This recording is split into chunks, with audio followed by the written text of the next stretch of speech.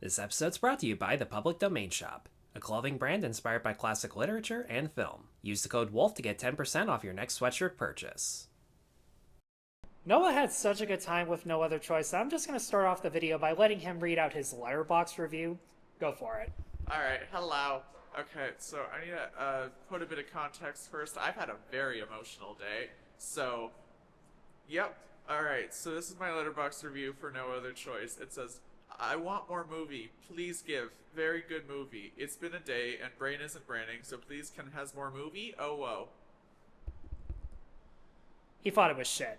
Anyways. I really love No Other Choice. It was just so chaotic and fun, and, like, it's funny. It's a funny movie. Like, I was laughing, like, I would say similar degree to Begonia. Like, maybe a bit less, but... I was going to say, you were a lot more quiet during the second half, which admittedly the second half was more of a suspense thriller, but there is one thing we had in common with this and Begonia. There was one other couple that wouldn't shut the fuck up, which... Here's the weird thing. The first time I looked over and heard someone else talking, the boyfriend had fucking ear pods in his ears. And their phones were out, they were talking like they were on their couch, and here's the weird thing. I will say this, the pain and misery ended around maybe the 20-minute point of the movie or something like that, where literally just as the main character starts his killing spree, they got up and left. So I have no idea whether they were killing time before another movie or some shit like... No, that's not what happened, because they asked you what the seat numbers were. I honestly, I just think that they, like, just came because they were like, alright, let's go flirt, like, in a random, whatever movie's up next. Okay, they did that, and they're like, alright, we're done. It's not as bad as Late Night with the Devil, where the one couple was making out so hard they were making my seats shake, and I had to switch spots.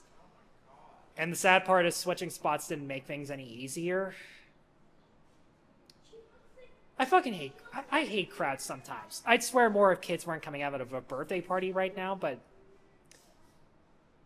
Okay, they're gone. Fuck crowds sometimes. Just... I will always go to the movie theater to support movies first, but, like, you want to know why people are showing up less? There's one fucking reason. They have a choice. You can't say there's no other choice not to talk. That's the name of the movie.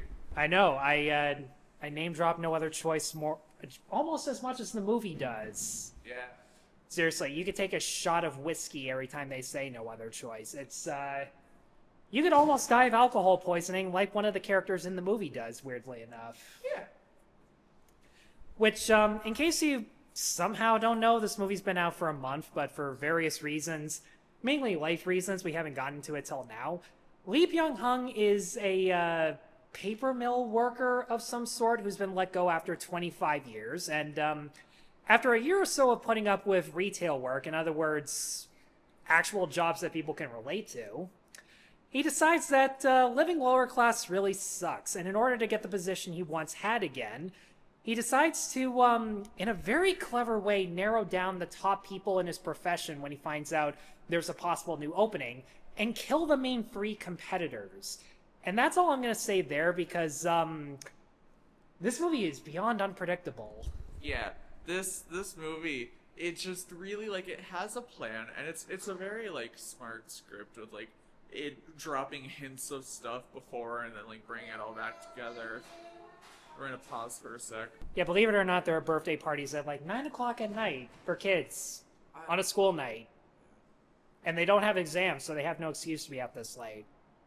Anyways, you were saying? Yeah, yeah, it's a very smart script. It's a very smart movie. It's just like it ties it all together. A good movie, good. What was the point that you made before? About... I don't remember. People I'd want to make disappear in as good a way as the main character does, because he has enough expertise to plan shit out in a way where you're kind of surprised he wasn't a psychopath to begin with. Seriously, from the opening kill, he has a leather apron. He's wearing God knows how many gloves before he rips out a gun that is wrapped in saran. Like, the amount of preparation he goes into on his first kill, the amount of surveillance he goes in, the fact that he narrowly gets out unscathed because he's such a klutz. I just watched the extended edition of Lord of the Rings. I don't think Frodo tripped as much as this guy does. It's actually kind of insane, but at the same time, there are aspects where he definitely can't predict. He definitely can't predict when other witnesses will walk in. He can't predict the fact that, at the end of the day, he doesn't actually want to kill any of these people. He tells himself that he has to. He tells himself that he has no other choice only a dozen times. That's the name of the movie! Very clever and subtle, I know. But the movie really is good at holding his feet to the fire while still giving a clear explanation as to why he's doing this, because as much as they name drop the movie, they also mention half the times that he really does have a choice, and that this is really more about maintaining a position and a social status that they once had. It's not that these guys can't get jobs, they can, but it's in preferred positions. It's what we're used to, what we're most dignified with, and I think most audience members can really relate to that. I mean, my last kitchen job, I applied to be a cook, and I got that job just based on one interview without any references being needed, because they literally wrote hired on my resume at the end of the interview. They were first-time restaurant owners, that's all I'm gonna say. And, well, long story short, after a month, I wasn't really a cook anymore because all 3 dishwashers who had been hired, it's a miracle they stuck around for a month to begin with. They were so fucking useless. And because I was a dishwasher in high school, I got stuck with being really damn good at it, and in the grand scheme of things, they consider it a promotion because I was that good at it, but it's not. So I felt the amount of dejection that this main character feels, and it's painfully obvious why he would resort to this level of violence and secrecy from the rest of his family members, because while I do kind of wish a lot of the movie focused mainly from his perspective and only introducing like the side characters, his wife, his kids, once he's in the house, there are some plot twists revolving around them where it shows that they got some dirty deeds of their own. Yeah, I love this family. Like, it's a great dynamic, I think, and everyone's like conniving sometimes, but like also points for like actually good like autism, like nonverbal autism representation. Is that what you think that was? I mean, that's just where my brain went, of like generally like that, yeah. That's one way of looking at it. We both have Asperger's, and he thought of it before I did, so I guess you can look at it that way. Her tendency of only speaking in other people's sentences got on my nerves a lot, but at the same time, she does have an interesting thematic moment towards the end where she's playing her cello, which is like her main character trait, and the mom, who knows for a fact that her husband is keeping some level of secrets, sits down, just listens to her, and reflects on the fact that, as fucked up as it is, keeping these secrets for her husband is technically serving them for the greater good in a fucked up way. And I will say, I didn't know how much the wife was going to factor into this, and props to her, she does give a really good performance where she knows for a fact that he's hiding stuff. She literally confronts him on the very steps that he does. We just gotta remind people sometimes that we're filming this way, not that way. Very courteous of him to, like, actually stop and ponder. Like, nobody does that. Not that we deserve it, because we're not even getting paid for this shit. But anyways. She confronts him on the very things that he thinks he's being secretive and incognito about, which really goes to show that even when even as much as he prepares, God, I keep saying this, that like he keeps preparing, but there's stuff that you can't anticipate. This movie messed me up, and I just thought it was good. Yeah. And I guess that's a testament to Park Chan-wook as a director, who has still got it. One of my favorite aspects about his framing, cinematography, and editing that I wish more movies would do is that whenever characters have flights of fantasy or planning out their advances, they have other characters in on the fantasies even when it makes no sense for them to do so. Like when he's advertising a fake paper mill company in order to bring his prey out, one of the prey is a guy who is just sitting in his underwear on the couch, drinking himself to death. And my God, not enough comedies do that, let alone most thrillers. And there's so many. He does a really good job with matching scene transitions where he'll go from one location to another, where the matching frame or even dissolves where like one face is on top of the other because they both have a similar goal or they have opposite goals. And Park Chan-wook is such a smart filmmaker that it's nearly impossible to dissect. Yeah, I agree. Like, this movie, it's just like, it's one of those movies that it's like, I mean, I struggle with like describing things, especially when my brain's like this, but like I just in general, I struggle with like dissecting and picking apart like, okay, this is like, all this. It's just like, when it comes to a movie like this, I'm just like, it's really good. Like, I can't describe it, but just look at it. Like, look at it and you'll understand why it's like a good movie and like really smartly done and artsy, but like I mean that like a great way. Like it's stylized, it's so interesting, it's gorgeous to look at, it's really funny, it's witty, all the actors are fantastic. I love that like the drawing that the daughter was doing, it was like it was her like, you know what, I wonder if what's the condition where like you can see sound?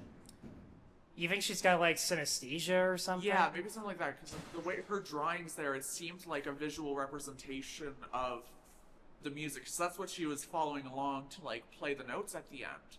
And I'm like, you know, that looked a hell of a lot like a colorized alphabet that I saw in a Wikipedia description for this. You know what? That's fucking good. yeah, right, Wow. right, it's so good. It's so good. Also, her playing to the dogs, I was like, that's so cute. Like, it's just the dogs. Also, I love the dogs. I knew you were going to be a suck-up for those golden labs. They're so cute, and they're just lying there, and like they're just listening to her music, and like they're so sweet, and I just want to hug them because they're so cute. They're such good puppies, and they listen so well. Like they go house, and then they go into their house, but they're also allowed inside the house, which I'm really happy about. It's just they're so cute. I got nothing to add on the pep remarks, so, but as much as we praise the artistic merits, this is not without a really good sense of humor, especially, easily the funniest sequence for me is when he's trying to do his first kill. He blares up the music so that no one can hear the gunshot, and without getting into specifics, there's a three-way argument that even if this was in English, this would require subtitles. That's all I'm gonna say, because it's tense because you know shit's gonna go down, but they're arguing over the most minute shit. And the one thing that I forgot to mention is that all the stuff we pointed out where the main character does have a choice but he chooses not to, he is such a fucking hypocrite. He lectures his own victim on the fact that he doesn't have to stick to the one career path. He could settle for something lower because he'll at least be making money out of it. Projecting, yay! Projecting, one of the most awful human behaviors ever. No, you're an awful human behavior. I don't know. Wow, is that really all you got? Listen. You know what? You've been studying for like weeks. You get a pass on that one. Thank you. Me, I've been sitting in front of a computer editing videos about Avatar and Starfleet Academy and so much other bullshit on TV. By the way, Avatar 3... Fuck you, James Cameron. I technically know someone that knows someone that was starred in James Cameron's first student film when he went to Niagara. Yeah. That's a fun fact. That may be the most recent fun fact about James Cameron we'll ever get at this point. Yeah.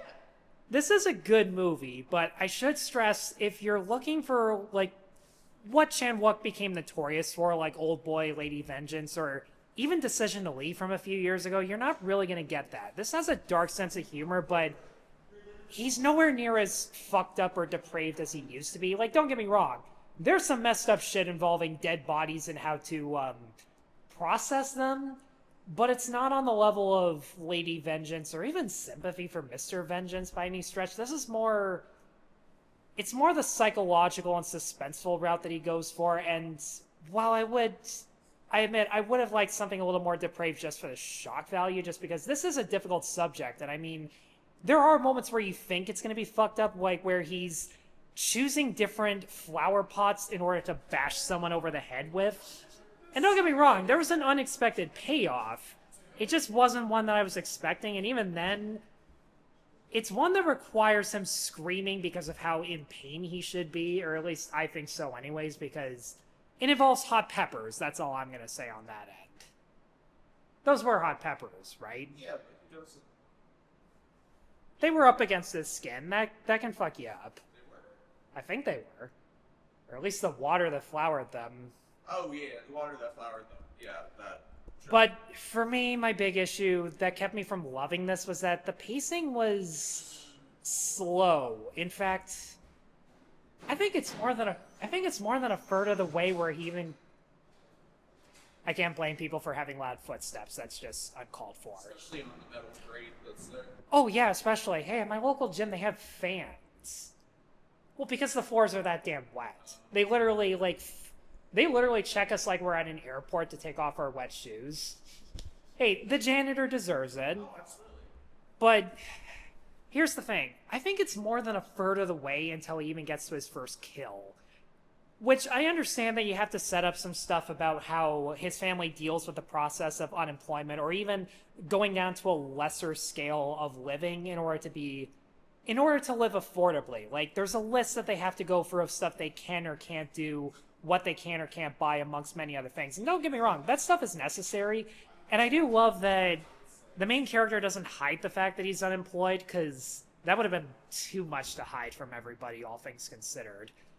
And there are subplots that aren't necessary, but they're not as impactful. Like, at one point he suspects that his wife is having an affair, or vice versa.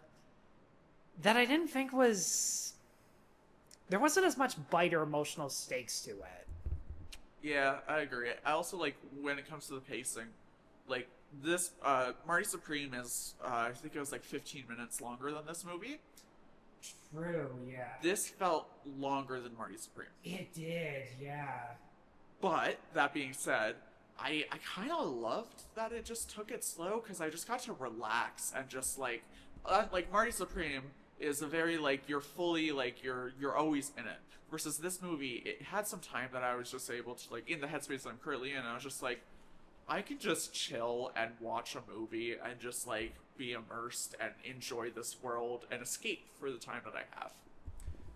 I can understand that. And I mean, obviously, this guy wants to have downtime in between the people he killed, and in order to spend time with his family, and we do get moments like that. I do kind of like Marty Supreme's more frantic pace, all things considered, just because this is a guy who lives by a life is short motto. You have to spend as much time as possible on, like, the thing that you're best at and can succeed at best. So I felt like it was more warranted to be longer and yet more frantic. And plus, that's kind of Josh Safdie's style as a filmmaker, especially if you compare it to Good Time or Uncut Gems, which people are now calling it, I forget what kind of trilogy. I think it's not the Despicable trilogy, but the Scumbag trilogy. Because Good Time, Uncut Gems, and Marty Supreme, all three of those main characters are people who just don't know when to quit. And are such deplorable pieces of shit, but yet they're so quick on their feet and unwilling to give up that you at least respect their stupidity. And you kind of get that with this main character, who is so bumbling to the point where, after what should have been his first kill, because long story short, there's a little bit of shared culpability. He runs away like a little sissy while his quote-unquote accomplice is just a fucking Looney Tune, all things considered. And the framing where both of them were like just on the opposites, on the very edge of the frame. Because that's the other great thing about framing. He's really all about that empty space in order to make characters really uncomfortable. Oh my god. the second kill, like the seaside, that shot of like the whole like left side of the frame was just the sea and the whole right side was just the two cars, like that long, like that was gorgeous. Oh my god.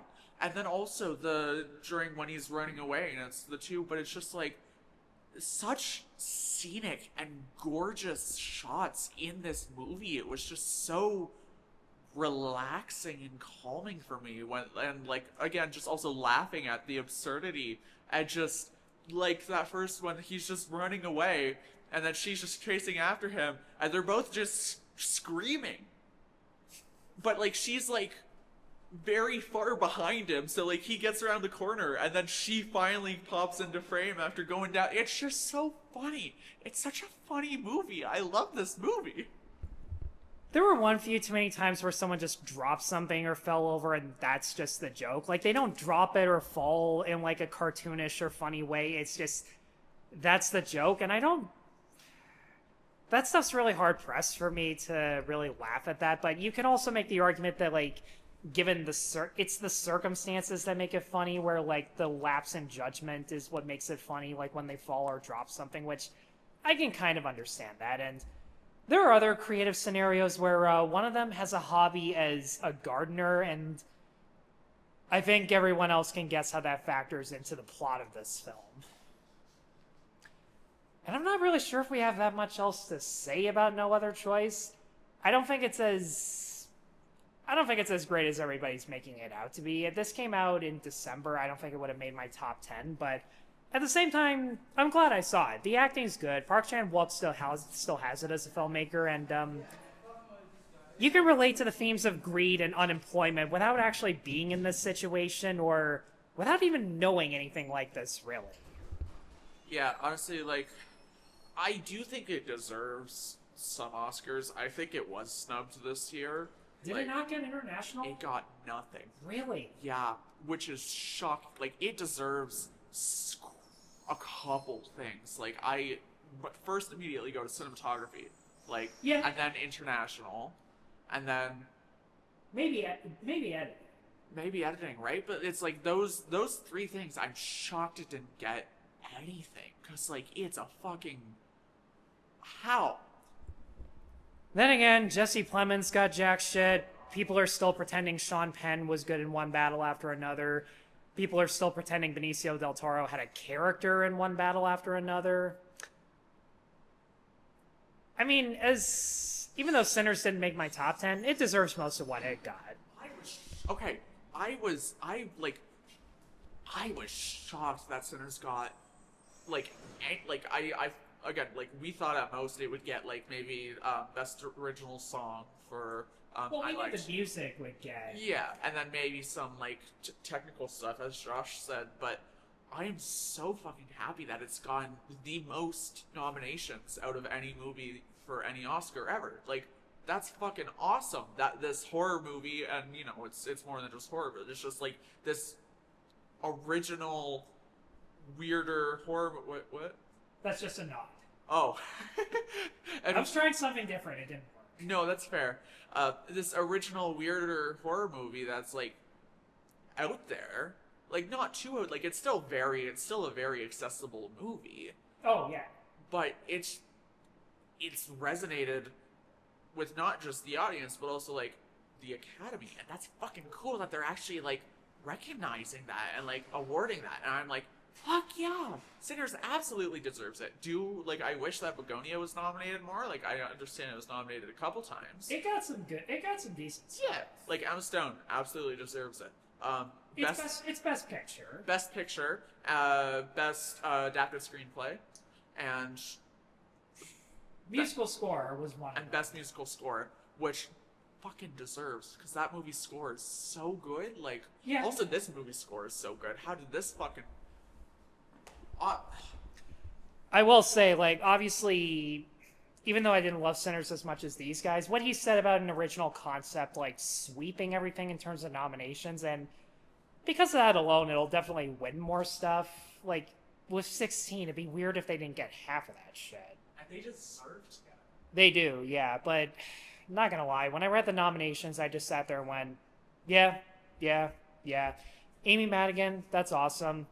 That lady from Sinners, she was... Most casual audiences don't think about her, so it's nice that she got some recognition. Also, sorry, why did Odessa Zion not get anything? Why? That's actually a really good question. I don't even know who...